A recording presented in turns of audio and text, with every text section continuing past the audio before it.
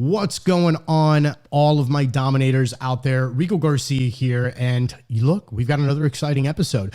Before we get started, I want to give a big, huge shout out to our platinum sponsors, starting with Brittany Alexander, better known as Lawyer Brit, with our Legal Corner. Remember, each and every single month, we drop a new episode in the Legal Corner where we're going to be tackling some of the new changes when it comes down to contracts, when it comes down to litigation, all of these things that really matter to us being in the insurance business. Lawyer Brit is going to be our pro in the Legal Corner, so big shout out to her. Also a big shout out to our platinum sponsors, Carlos Machine from Policyholder Advocates, in our public adjusting corner. Again, each and every single month, Carlos is going to be joining us with a exclusive episode covering new things and new changes that are happening in the public adjusting arena, how us as restoration contractors, we can go ahead and work together with public adjusters in order for our customers to be really well taken care of and maximize the claim. So big shout out to both Lawyer Brit and Carlos Machine, the Claims Machine, for being our platinum sponsors. Also big shout out to CNR Magazine, which again, if you haven't gotten your subscription yet, make sure that you get your subscription. Also visit their website at cnrmagazine.com. Not only can you subscribe by hitting the big red button up top, but tons of new articles and things that are constantly being released in order for you to keep a finger on the pulse of what's going on.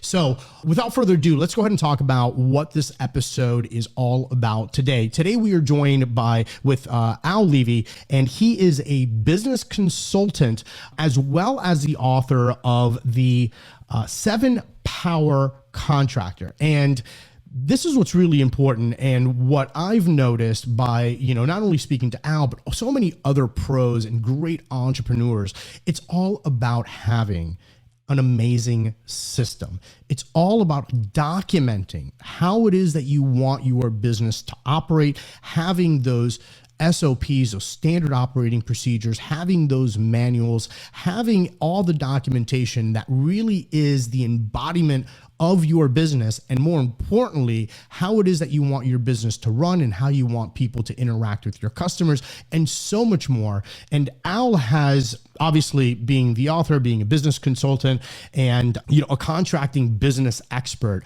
what he's done over his years of experience in not only, the restoration arena, but several arenas across the board, is really put systems in place that allow companies to scale and to get to the next level. So if you geek out on standard operating procedures, if you geek out on policy, or if you haven't quite gotten there yet and you don't really know where to start, this is going to be an amazing episode that I think you're going to get so much value from. So without further ado, let's jump right into the episode. Here is Al. Enjoy the show. Owning any type of restoration business is demanding of your time, your energy, and resources. And that's why we're here. This is Restoration Domination. If you're a contractor in water mitigation, mold remediation, biohazard cleanup, roofers, or public adjusters, you'll learn how to dominate using some of the techniques and strategies that our guests will share. We'll interview top industry insiders, movers and shakers, hustlers and hackers, and anyone dominating their industry. This is Restoration Domination. Hustle, hack, and dominate. And here's your host, Rico Garcia. All right. What is going on, all of my dominators? Really excited about today's episode. Al, man, thank you so much for taking the time to jump on today. Are you ready to help us dominate? I was born ready. Let's go. Awesome. Cool. So much energy. I love it. So we were talking off camera. I mean, such an interesting story. Do me a favor, for all of our listeners and our viewers that maybe aren't familiar with the name, don't know really who you are. Can you kind of like fill in some of the gaps on my intro and let everybody know exactly who you are and what's gotten you to where you are today? Yeah, a lot of hard knocks, falling in a lot of holes and getting up and going, ooh, that hurt. Let's not do that again. But I watched all of you do the same thing that I did, except you don't get that. You get out of that hole, you fall right back out. And how do I know? Because I sat in your chair, and here's what I'll share with all of you. It's really uncomfortable most days. And so one of the things that we learned, just as a quick background, we were plumbing, heating, cooling, electrical on Long Island, which if you know where JFK Airport, just go south to the water. That was our service area. I was third generation. I worked with my two older brothers and my dad, and it was great. But I'm going to tell you the truth. It was crazy. I mean, it was crazy. The good news is we were making a lot of money. Bad news is the stress was killing me. There's a reason that my tagline has been less stress, more success, because that's what I wanted. And I'm betting that's what all of you guys want. So I walked into the office one day. I was telling Rico the story is that I walked into the office one day and I woke up in a cold sweat. And I told my brothers and my dad, I go, I don't know about you, but I feel like a hostage at my own company. And now we were not a small company. We were 70 people, 17 million in sales. So maybe some of you were thinking, oh, if I was only bigger, this would all work. I'll help you out. No, it would not. All it would be is gasoline on a fire. I worked with some of the biggest companies out there in this country in all different trades. Garage doors, kitchen cabinetry, commercial roofing, a condo builder. None of the trades I've worked. I told Rico, I actually worked with a commercial photographer. The reason that I'm getting to this is that you need systems. So what I share with my brothers and my dad, which is we had really great people being sabotaged every day because we either had no systems or broken systems. So what I said to them was, why don't we just take really good people and have really great systems and see where they could go? And really, that was the difference, to the point that I could leave my own business 20 years ago and travel all around the beautiful United States and actually in Canada as well, bringing this systems to it. The other thing I wanted to share is, because you're thinking there's one thing Al's going to say that's going to make it all right. And how do I know? Because when I was you, I was hoping for the same thing. But I do have a good thing for you, which is there are 7 powers. 7 powers. Planning power, operating power, staffing power, sales coaching power, marketing power, financial. 7 things that we need to master to have a repeatable, normal, systematic, turnkey business. Now, that may be hopefully good, Rico, because when I was sitting in that chair for many, many years, I thought there were 7 million things I had to learn, because otherwise it would all work. And the answer, of course, is it didn't. Yeah. And most of us business owners, we feel that way, right? It's like, especially when you're in the mix, you feel so overwhelmed. And it's because a lot of times it's because you have this one big task with all of these small subtasks. And then of course it feels like you've got 7 million things on your plate, right? Yeah. But this is where, and something that we've spoken about a lot on this show, and every time that we have a successful entrepreneur on, successful business owner on, the one common denominator is systems, standard operating procedures, breaking everything down, making it as foolproof as possible, and create these like living documents, right? So kind of walk me through like what your initial process was, because you said something that's really interesting. Yeah. You said that, hey, and it's true, because a lot of us feel this way. If I was only as big as so-and-so, I wouldn't have any problems, right? But even when you scale, you still feel like you're handcuffed to your business, right? Or you're a slave to your business. So obviously, once you walked in that day and you're like, you know what, I feel like I'm being suffocated. Like, what was your like next steps? And then how did you realize that, hey, systems is really where it's at? And how did that whole thing start to develop for you? Yeah, actually, I was very fortunate. I had 2 really good friends who were in the industry, helping other contractors, as friends of mine. And they said, you got to read this book because you're on a bad path. And the book was Michael Gerber's book, E-Myth, which in the 90s. And now it has a whole new life again because it has not changed. And I will tell you what that book did for me. It explained why things weren't working the way that they needed to do. So I knew the why. And then I knew what. It gave me 0 in the how. But the why was, if you're always working in your business and never on it, nothing much is going to change. And that was a very dynamic shift. Because most of us as owners, I don't care what size company it is, usually we're really good at whatever you do. Otherwise, you wouldn't have created all of this. And you're also a bit of a perfectionist, which is good and really bad. So there's this mix of the two. And part of the thing was, again, I was lucky enough that I've had really good industry friends who would hold up the mirror to me, what I call the truth mirror, to help me know what was going on. So I was riding in my truck, and my good friend, who was an industry giant, I was so lucky to have him in my truck. We were going to a job, and we go to this job and get back in the truck. And all right, guys, try not to laugh too hard, because this was the 90s. My beeper was going off on my belt in the truck. Jesus. The red box beepers. phone was ringing, and the two-way radio. And guess who they were all looking for? Me. Now, this again was a company that was 70 people, 17 million strong, and they're looking for me. And my friend turns to me and goes, "You think that's normal, don't you?" My hands across my chest, and I go, "Yeah, it is. And I hate them all for it." And then 1 second later, Rico, the truth revealed itself. Hey, you know what? I'm indispensable.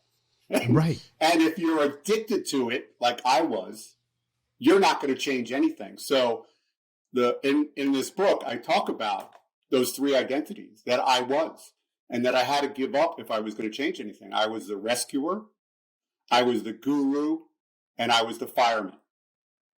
So as long as you want to preserve that, you're going to self-sabotage just the way I did. But when I gave that up, and then I spent $150,000 in today's money, and we were only in the heating business at that point, to put the org charts and the manuals and everything that's in my programs of what I've gone one-to-one with the smallest to the biggest shops in this whole country and Canada, is where this journey begins to get some things. So there's two types of companies that have hired me for the 20 years when I'm doing consulting. It is either a small company where they are great on, hardworking people, but they get to that ceiling where they realize there aren't enough days in a week, there aren't enough weeks in a month, and they're running out of time, and they can't clone themselves, which is exactly the way I felt that I can't clone myself. And so they know they need systems, a foundation, if you will, to be able to leverage to the next thing. The other ones is I've come across some great marketers who have blown up their company in great marketing and sales. The problem with that is every time the phone rings, they don't know how to deal with it. So it's really gasoline on a fire. And they both, believe it or not, need the exact same thing, is the right org charts. And so think of that as a bingo board.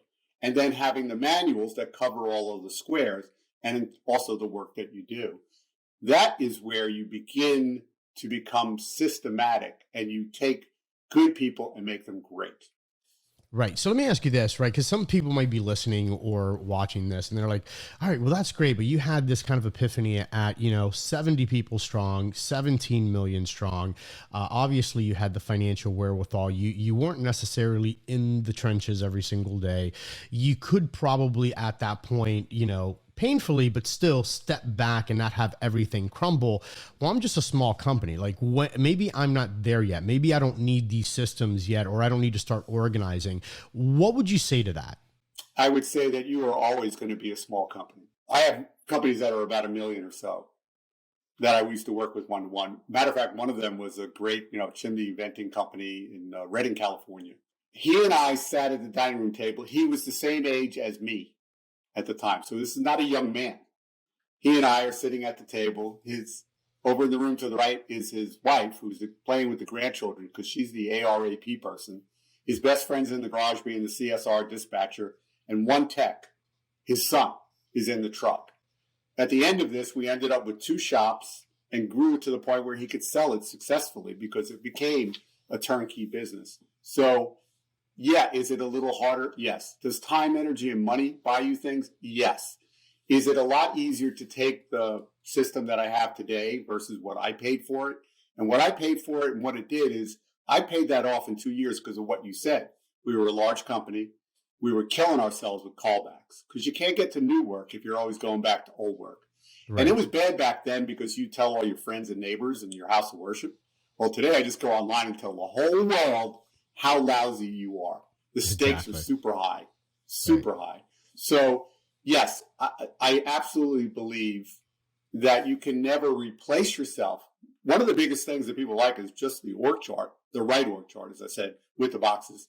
And they go, wow, there's all these boxes. And I go, yeah, you've been filling all these boxes, but you didn't know it. Here's the great news. Now you know the boxes, and you can apply a manual to it so that I, Al, come along, this great person, I can get trained on the manuals to help take the box, and your name goes down the box on the depth chart. So I never stopped turning calls to the day that I finished my work at 25 years of full-time. Because when you're in the business, by the time you're 8 years old, you're already sweeping up, living at the business, you're cleaning toilets. It's just the nature of it. I ran calls with my dad at night because that was the time you could get to see him. So, it's in your bloodstream. But yeah, this really, there is no wrong time. There are better times to do it. But yeah, you really got to lose that idea because you will force yourself to stay small or really struggle. Yeah, something that we've mentioned a lot on the show is exactly that, right? Like you're right now, especially when, you're a smaller organization, you are good, bad, or indifferent, right? Lousy or fantastic. You are in fact filling all of those positions, right? So you're doing the work. Once you start, like even if it's like a one-man shop, right? Or a couple that just started their business or service business, document what your process is, write it down, do screen recordings. I mean, again, a lot of this stuff is a lot easier today, I would assume, than several years ago because we have the technology right at our fingertips, right? Yes, no question about it. And, when I put this manual together, it wasn't like I just quit work and did this. I spent a year sitting at all of these boxes. So actually, good thing there's no video recording of this, but I would run a service call, and then I would turn to the passenger seat and I would tell that person who wasn't there what I had just done. Mm-hmm. And then I just made a couple of bulleted notes. So it took me 1 year to create the outline, just the outline. But if you have 1 page of manuals versus 0 page of manuals, you win. Right. So if you're going to do it on your own, okay, there's more to it, by the way. People go, oh, I just want the manuals. And I go, I know what you want, but you won't get what you think you want. Right. Because the manuals have to be written right. The first manual I ever wrote was about 300 pages, New York Union shop. I go to court because there's an employee issue. The judge is sitting there flipping through the pages. He looks down at me. I was 25 at the time. And he goes, this isn't written in plain English. And by the way, are you running meetings on this? And I go, no. He goes, case dismissed. And I was crushed at 25, but it was the best lesson to learn. So if it's not in plain English, and if it's not in the culture, and it don't have buy-in, it's not worth, in those days, the paper is written on.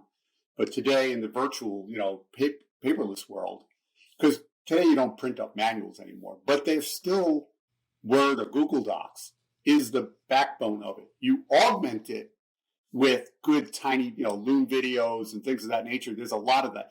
That is not the manuals that you need, believe it or not. You need this. And that is how you augment it with training. Does that make sense? Yeah, absolutely. So just to kind of further clarify that, right?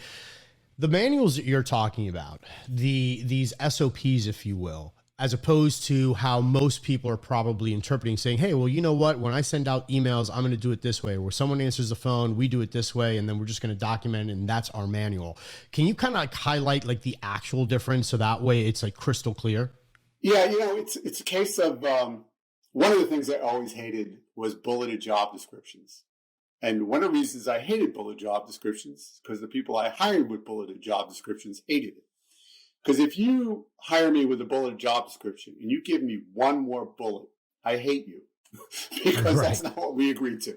Right. But that's how life changes. So if you come to my job or any of the customers I work with for to be a CSR, customer service rep, this is the chapter that you need to learn. And we're going to go through it together. We're going to read it out loud.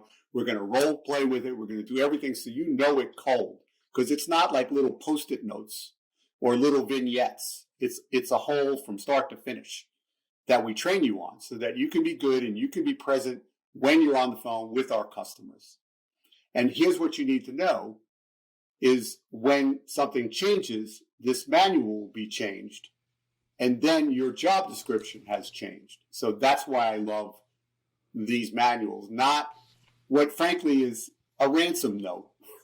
And the reason I call it a ransom note is because it's been plucked from all over the place.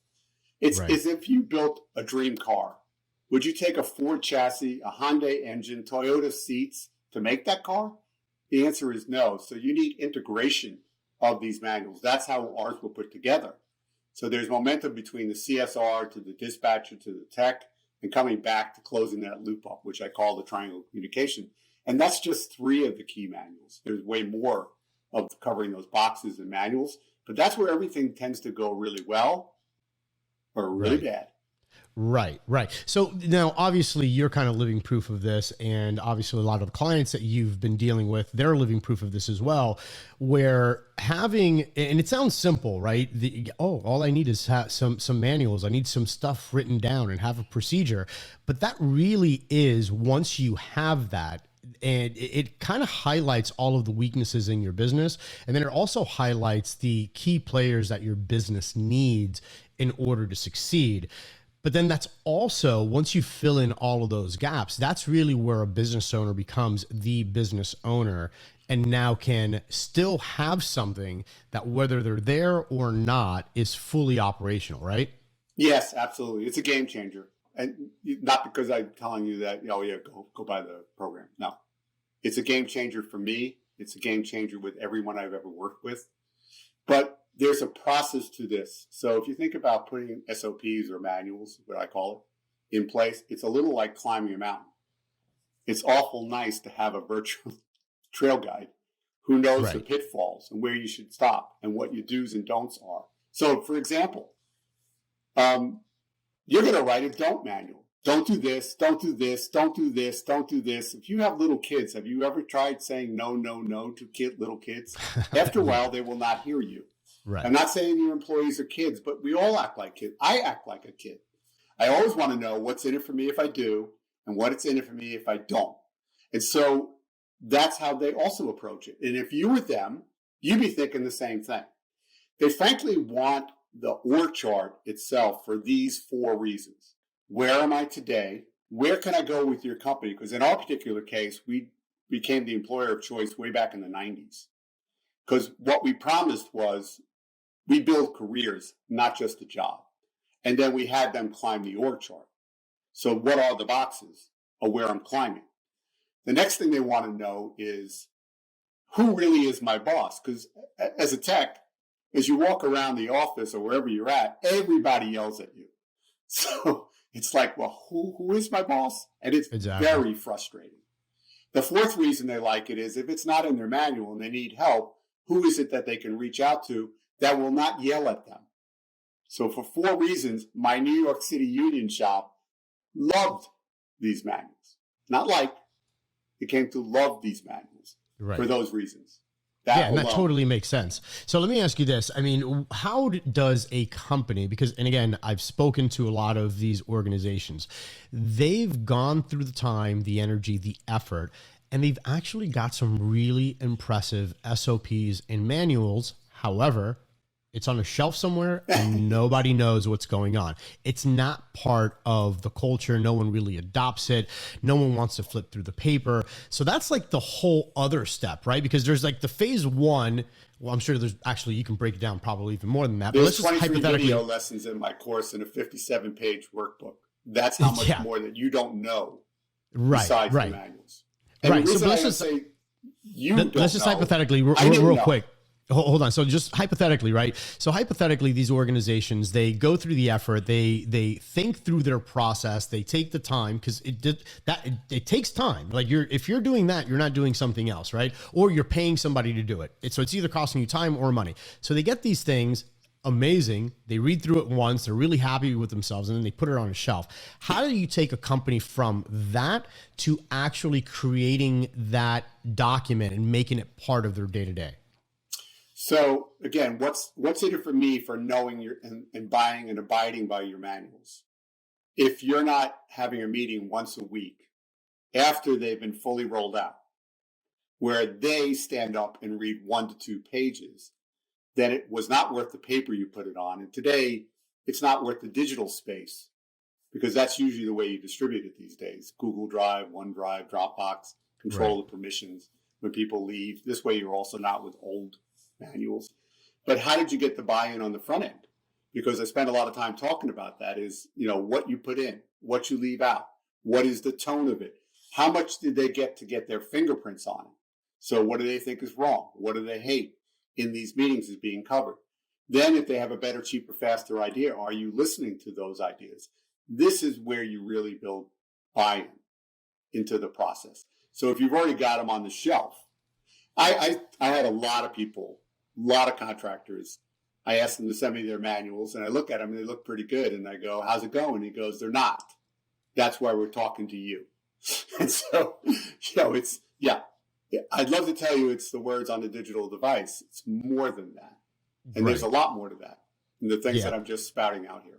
Yeah. And something that I think is really important that you mentioned, which is a lot of business owners have this, again, look, most of them built their businesses from scratch. It was just them. They were in the trenches. And now, several years later, they've got a multi-7-figure organization. They feel successful and very, very prideful of what they've done. But then there's something else that happens there, which is they start to think that they're the only ones that have a monopoly on good ideas.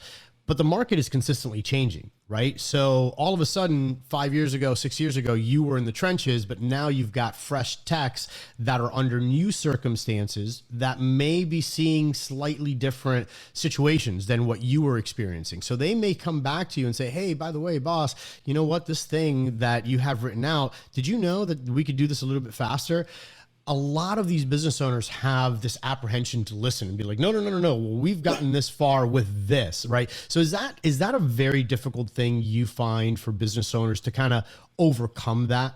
Yes. And for myself, again, remember the 3 identities I talked about earlier. So when we were having these meetings, one of the reasons it was $150,000 is we had all of these meetings, not just so we came to understand that the tech is not an isolated alone.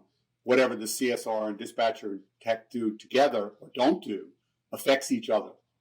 And so we had a lot of discussion to create those manuals. And then it was a case about what's right or wrong. But one of the things is we really were a 24/7, 365 shop. And so there was a guy on from 5 p.m. to 2 a.m. at a minimum. And then he would leave a message with the person that was, live answering it. And it would come back to me, and at 6:30 in the morning, I'd be looking at the thing going, what is this? And then I'd have to wake him up. He's had 2 hours sleep to try and get it. And so when we talk about, is there a better way to do this? Of course there was a better way, a designated line and a way that they could, now of course they could send a text, but even still it wasn't clear. So yes, they have a lot of solutions. Do they have all of the solutions? No. Is there a training process to it? Yes. Really it's the owner and a couple of key managers knowing what they have to do. In my particular case, it's the video lessons, which is the trail guide. It's the workbook. They do have calls that go with it. Forget about that. If it's just you, the owner, and 1 or 2 of your key managers, first and most important thing is the right box org chart. Nothing else is going to be. If it's multi-levels of it, and the right org chart I'm talking about doesn't have your CFO, CIO, CTO, CPO, whatever other initials you want to be. It's the boxes it takes to run your service division, your install division the right way. Very flat on purpose, where I don't have to go through 50 layers so that ownership gets literally cut off from their own company, not knowing what's going on. That makes a big difference. And then covering the 80%, not the 20 weird that goes on. That's really where people go wrong. In covering the 80%, trying to cover the 80%. They're trying to cover the 20% weird. Right. So they get lost in the minutia, basically. Yep. Right. And I can see that, right? Because again, as a business owner, you're like, oh, this has got to be so important. And really, it's not anything that really moves the needle. It's out there. It merits some attention, but it's not really moving the needle with company culture or finances or systems or anything else. But again, it's so interesting, right? The things that business owners decide to focus on, and they say, oh, we got to fix this small little thing, right? Yeah, it is. And again, what made us great usually is that we were perfectionists, especially if we were techs. One of the things is when everybody else failed, we're going to get this right. I mean, that was, and frankly, in our shop, it was kind of like a man up thing, So you wanted to be the top guy talking about rescue or guru fireman. It's like, oh, Rico, you don't know that? Would you like to know? Because I know. Right. I'll be happy to teach it. And so again, reinforcing my guruism. And so, I'll switch gears a little bit. We were in a commercial after we put the manuals out, we had a commercial division, which big company, guys are out. These were shifts. People were on, not on call. And they had to call either Richie, my brother, or myself and wake us up. And we weren't happy about it. But in the truth of it, we never trained them. So they would get to the job and they would have to call us. So once we put in things about what they had to do, which were only a couple of pages, 50% of my wake-up calls went away. 5-0. So when things don't function, and this goes back to, I was very lucky. I belonged to an organization called the Forerunner to Nexstar. And I was talking to the great Jack Tester. And I said, it must be great to see 140 companies in all different trades, what they do. And from big shop to little shop, what's the difference? And he goes, the owner. And I go, well, that's not really fair. I have staff that doesn't do it. He just goes, stop. He goes, it's always the owner. I've got guys in towns of 5 to 10,000 making tons of money. And I got guys who are in a 2 million population losing their shirt. It's always the owner. And the owner is two things. They have to inspire and implement, not one or the other. Interesting. Inspire and implement, not one or the other. I really, really like that. So what I'd like to do is I want to talk about company culture and hiring, because again, something that's been a very, very, very hot topic across anything labor related has been shortage of techs. Where do we get good quality people, right? And I know that we're competing against a lot of noise now in the marketplace. So I definitely want to go ahead and pick your brain a little bit about that, your thoughts, and also how having these SOPs, having everything so well organized, how we can use that as a tool to bring in better quality talent. But before we go ahead and do that, let's just go ahead and take a quick moment to thank our sponsor. Hey, Restoration Nation. So real quick, I want to talk about your estimates. And being in the restoration industry, look, we have to make sure that our documentation is super tight and it's on point. And we want to eliminate as much back and forth with the insurance carrier as much as we possibly can. And this is why I want to talk to you about Impartial. And I really love the name because it's supposed to be impartial. Kind of get it? So the reason why this is such an amazing software is because it uses the technology that most of us are already using, which is the Matterport technology, and then basically makes this on steroids when it comes down to building your estimates. And Impartial has three main offerings that I want to talk to you about real quick, starting off with Impartial Scope. Now, when we're talking about Impartial Scope basically allows you to generate a carrier-approved worthy estimate. And basically the way that it does this is by extracting all of the relevant data from pre-mitigation as well as your post-mitigation scans, and packages this up in such an amazing way to where it eliminates so much back and forth. And again, the whole idea as our industry evolves is to harness the power of this kind of technology. Not only that, but it also has another offering, which is Impartial Embed. And basically what this does is it gives you the ability to go ahead and tag with highlights, your general scope notes, mitigation activity, moisture readings, and so much more information. You even have the ability to go ahead and upload JPEG pictures, PNG, ESX, and so much more right into the Impartial tags, which makes your documentation that much more tight, which ultimately leaves less room for people on the other end to have much of an opinion as to what your estimate is about. Because again,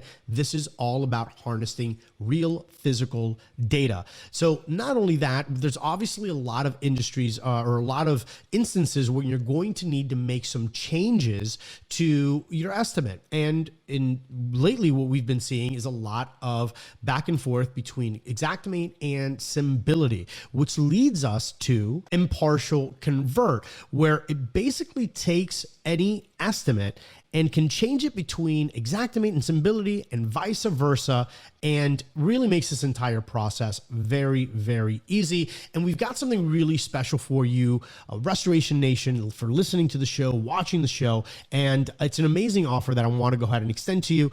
And that is, if you head on over to info@Impartial, and that's Impartial, companycam.io/domination. And again, the link is going to be in the video description as well as in the show notes below. You're going to get an amazing offer, and that is a total of 99% off their enterprise plan. So just go ahead and visit info.impartial.io/domination. Go ahead, check them out. You're going to be happy you did. Photo documentation is possibly one of the most important aspects of what it is that we do in the restoration business. Not only so that the client knows exactly what's going on, but also so that you can prove your work to insurance companies. One of the best ways that I've found to go ahead and document our projects is by using CompanyCam. CompanyCam is an amazing app. It has so many features, everything from time-stamped and GPS located photos, individual project files, unlimited photo storage, in-app communication with your crew, a live stream of all of your projects as the photos are coming in, as if it was an Instagram feed. So from a managerial standpoint, CompanyCam can help you there as well. But more importantly, it gives you the ability to protect your organization while documenting and keeping everything nice and neat. So we've got a really special offer for you. If you go to companycam.com/dominate, not only will you get your 14-day free trial, but you're also going to get the first 2 months 50% off. So again, head on over to companycam.com/dominate, get the app, and I'm sure you're going to love it. All right, so we're back, and I believe we left off where we wanted to go ahead and kind of unpack, how to get good quality tax, how do SOPs and manuals and, all of this stuff, how does that tie in directly to being an organization that is set up to attract top quality talent? Well, for us, there are multiple moments of change in our life that put us on this path of creating systems along the 7 things that I talked about. But my brother Richie and I were in our 20s. We're sitting in an audience, and the guy on the stage all these years ago is talking about the average age of the tech is going to be 50. And as guys who were in their 20s, we were horrified at that idea. And so we got busy building a training center, hands-on training center to teach them. And then I trained them. And then a year or two, they're out in the field, and my brother's calling me up and goes, "Well, didn't you show them motor rotation?" And I go, "I did." And then he would call up about, "Well, didn't you show them this?" And I go, "Listen, they were in my training a year or two ago. They're out in the field with nothing to attach to." So we actually had to back up and write the manuals. And once we finished the manuals, to our horror, we looked at our hands-on training center, and we had built it all wrong. Because the manuals tell you what tasks you need to have them demonstrate and learn here before they get out to somebody's house or somebody's business to do that task. So we rebuilt it, which is not such a terrible thing. You will always be rebuilding training centers. We built multiple ones. The idea is that this is where you take manuals. Manuals is this platform for steadying out your company first, second, and third.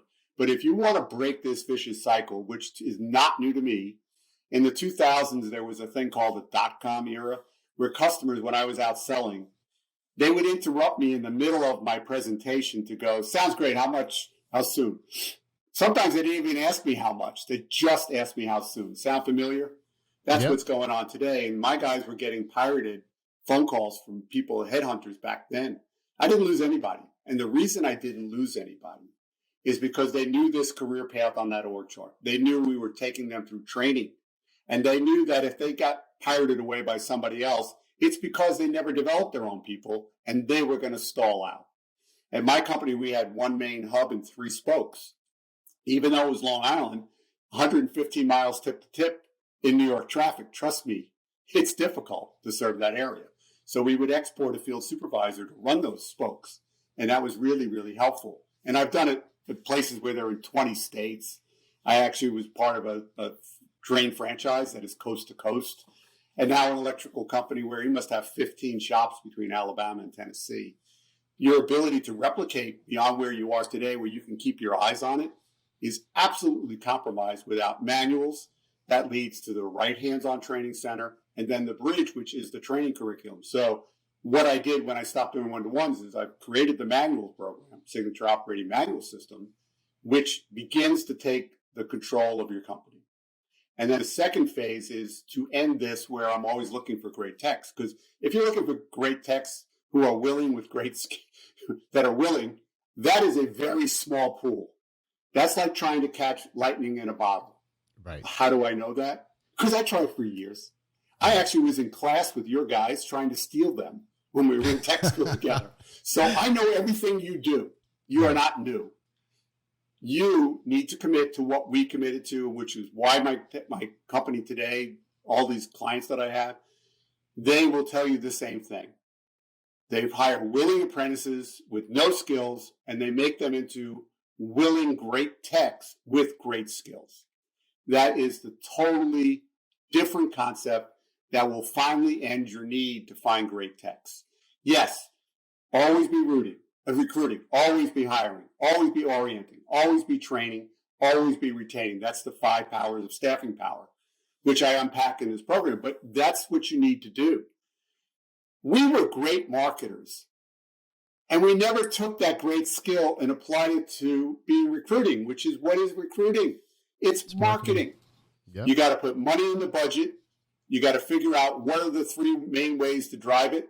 And then you have to have a calendar where it's always going and never ending. Because here's what I will share with you. And I can't see you guys out there, but I bet you're going to agree with this. There are 2 knuckleheads at your company that you are dying to get rid of, but you don't have the guts to do it. So you put up with their bad behavior because somebody has to drive the truck. If you buy into the systems that I'm sharing here today and you follow this path, here's what I'm going to tell you. After a while, I did not put up with that. I had 4 steps of corrective action. And by the 2nd or 3rd step, you were either working yourself out or back into the company. Right. Yeah. And every company that, I'm familiar with has at least 1 or 2 guys on staff that's just constantly, a headache for them.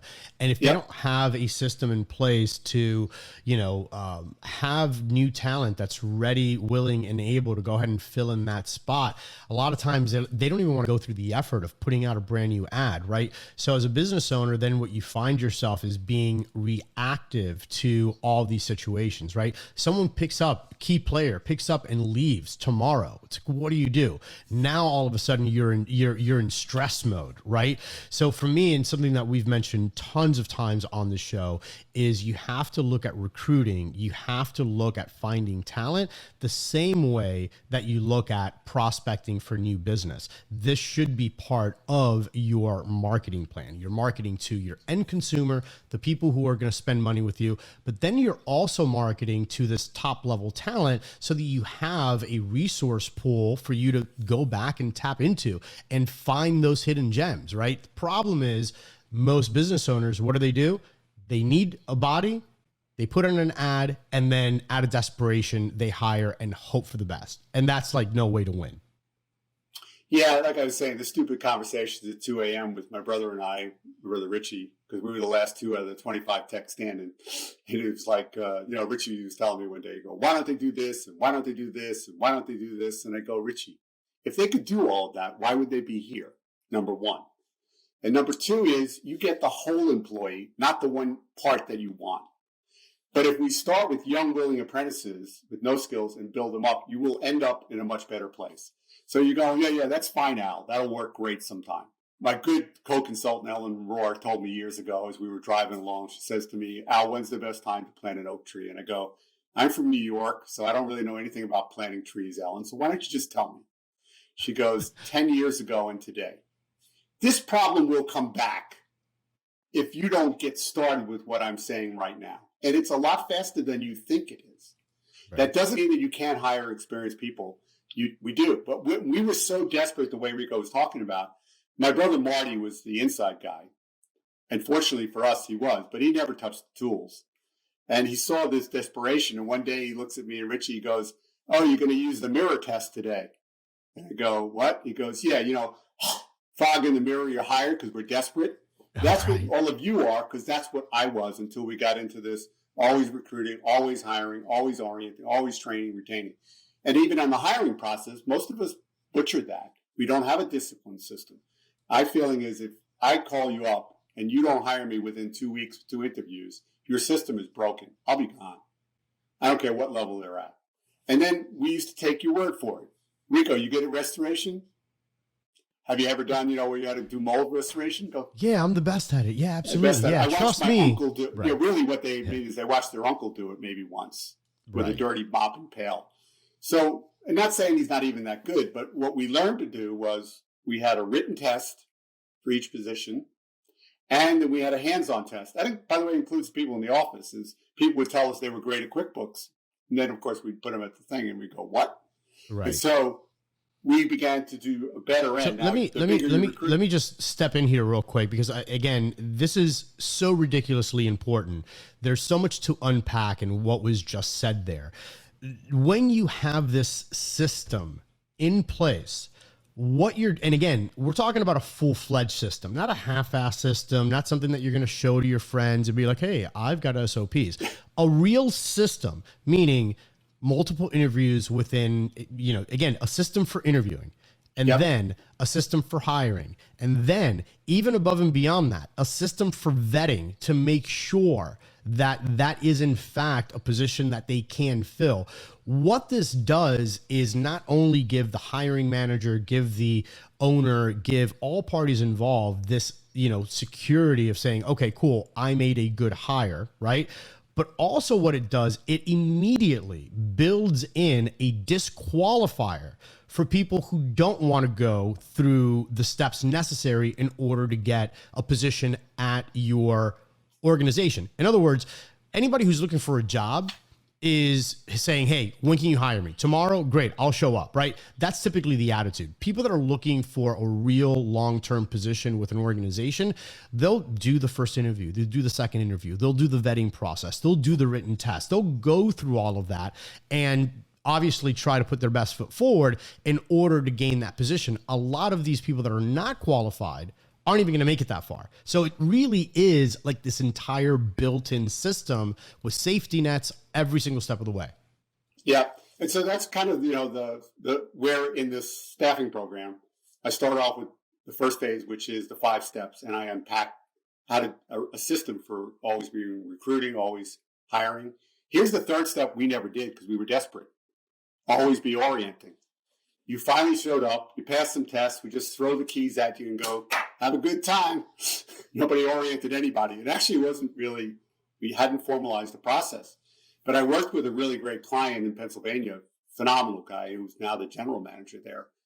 But he said to me, because he had so much stuff to do and it was in his head, he was really, goes, we need to formalize this. And I go, I agree with that, but what's the pain I'm missing here? He goes, Al, what I know, is the better I orient them in the first 2 weeks they're here, the better their whole career will be the rest of the time they're with the company. And I go, well, that's a lot. And he goes, no, it isn't. Remember when you went from middle school or junior high school, in my case, and you went into high school? You were a big man in a small pond. But when you go to that next level, you don't feel that same way. So if I orient you, if I get you partnered up with a big brother, big sister, and I help you be successful out of the gate, that sets you up for success. So that was one of the key steps. And then always be training. And then the last one that everyone forgets, always be retaining. Think of you have a bathtub full of great employees, but you have a drain wide open, and that's the retaining. Now, if you do a great job with those first 4 steps, you have a much better chance of that drain slowing up. And I learned a couple of tricks to go along with how to minimize losing really good people, which is some of the other things that I share as well. That's awesome. So for those watching and listening to the podcast and they're like, you know what, I know that this is something that we should have started probably doing a long time ago. We really need to go ahead and implement some of this stuff. If they wanted to learn more, if they wanted to go ahead and buy into the program, they wanted to really start implementing this, right? And taking control of their company, maybe even getting their life back, right? Which is probably something that they've forgotten about, right? Yes. Where would they go? What would be like the next steps? Like if I wanted to go ahead and jump in right now, what would I have to do? So from the day that I left my business, I never forget the mentors that came in my life. And I'm being dead on serious here. If it wasn't for great people like the ones I've mentioned already, and there are a whole lot more, I know that this man would be in a basement somewhere still turning a wrench. And that's a pretty horrifying thought. And so I offer anyone who's a contractor a free 30 minutes. So you can go to the number 7 powercontractor.com. there is a Jumpstart Guide, which will help you. You can just download, sign up for that. There's a lot of monthly stuff that I do in podcasting. Podcast is just me talking and reading my blogs, by the way. I have no guests. But there's products and services where you click on that page, you can see everything. And there's a chat box where you can just hit chat and go, hey, I'd like to learn more. I'd like to set up a free 30, and I will be happy to do any of that. If you want my email address, it's al, at the number 7 powercontractor.com. Between those two, I'm happy for you to go explore, learn some good things, and reach out to me because I can offer some help. Awesome. And Restoration Nation, there's so much to unpack. Obviously, we have a limited amount of time. But again, if you've been following the show for any extended period of time, you know that every single successful entrepreneur, wildly successful company, one of the things that they have in common is their systems, their SOPs, their manuals, and how they get the buy-in from their crew, from their management. So if you're in a position right now, you're trying to get your business to the next level, and this sounds like something that, hey, you know what, it's probably something that you should be doing, then what I'm going to do is I'm going to leave in the video description below, I'm going to leave links to everything that Al mentioned, all the ways that you can go ahead and get in contact with him, links to the books, everything that you're going to need is going to be in the video description below, as well as in the show notes. Restoration Nation, remember our motto: hustle, hack, dominate, and you could start right now by visiting Al over at the link provided below. And Al, man, thank you so much for taking the time here today to help us and educate us and show us the power of having good, strong manuals and how that can be a catalyst for our business. Yeah, I want to help you solve the staffing problem as well. I mean, but this is the path for it. You have to eat your vegetables before you get dessert. Absolutely, 100%. And on that note, Restoration Nation, make sure that you tune in next time. Also, remember, call us. Our hotline is ready and available, 678-TALK. The number 2, 678-TALK to us. Leave us a voicemail. Let us know your thoughts, your biggest takeaways, your stories on how manuals and SOPs have turned your company around, and we will give you a shout out on our next episode. And until then, hustle, hack, dominate. Let's go. You've been listening to Restoration Domination, interviewing the restoration business's top industry insiders, the movers and shakers, the hustlers and hackers. We hope you've gotten some useful and practical information from the show. Make sure to like, rate, and review. Hook up with us on Instagram and subscribe to our YouTube channel at Restoration Domination to catch video interviews, highlights, and behind-the-scenes content. And follow your host at Rico Garcia Jr. Till next time, this is Restoration Domination. Hustle, hack, dominate.